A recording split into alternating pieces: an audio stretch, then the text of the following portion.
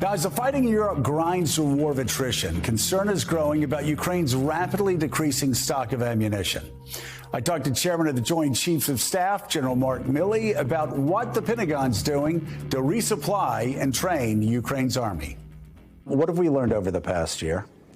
One is the intelligence collection and analysis, I think, by the United States was very good leading into this. Another key lesson learned, I think, is air superiority. The Russians have never, and even to this day, achieved air superiority. How could that be? I would tell you that the air defense system of Ukraine has proven remarkably resilient and effective. And what that has done is denied the Russian the tactical airspace up to 15, 20, 30,000 feet. And that has denied the Russians air superiority. And because they don't have air superiority, that's given freedom of maneuver on the ground to the Ukrainians and allowed them to seize the initiative. Another key lesson, I think, is in the area that we call in the West Mission Command. The Russian army comes out of the Soviet models, and the Ukrainian army came out of the Soviet models, which was a top-down, centralized command and control system, where subordinates had very little initiative, very little tactical freedom of action on at the tactical level. And consequently, war is a very dynamic, very fluid situation, very unpredictable, and it gets very, very dynamic at the tactical level. So you got to let subordinates call the plays at the moment in time. That meant when the Russians invaded a year ago with probably about 200,000 troops on multiple axes of advance, that was a very scripted concept of the operation that they had. And it went off script. It went off script because of the bravery, the resilience, the toughness, but also went off script because of the tactical skills of the Ukrainian force and because of their decision making.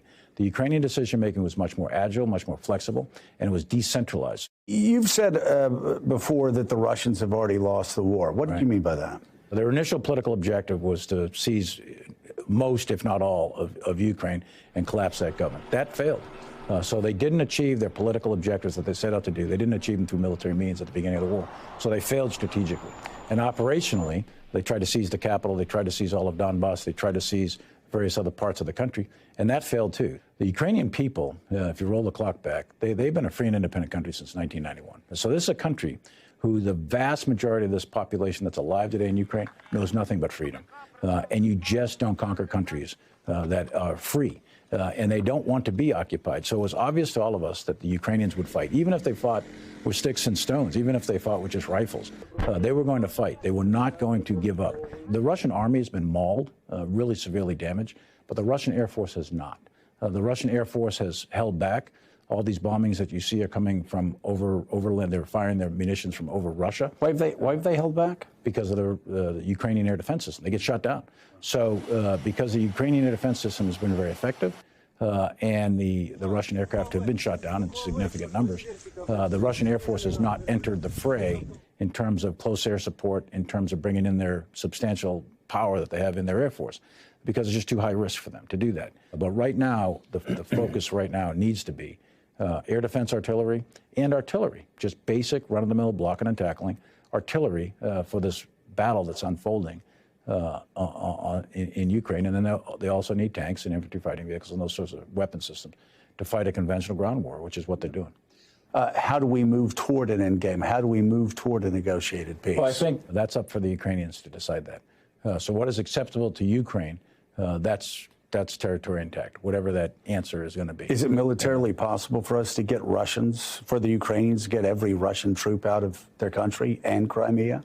I don't think it's militarily possible for the Russians to achieve their initial strategic objectives, political objectives, by military means. I don't think that's possible anymore. On the flip side, the Ukrainians, I think for this year, it would be very, very difficult, not impossible, but very, very difficult for the Ukrainians to achieve their political objectives. And their stated political objective is for every single Russian to leave every single inch of Ukrainian territory.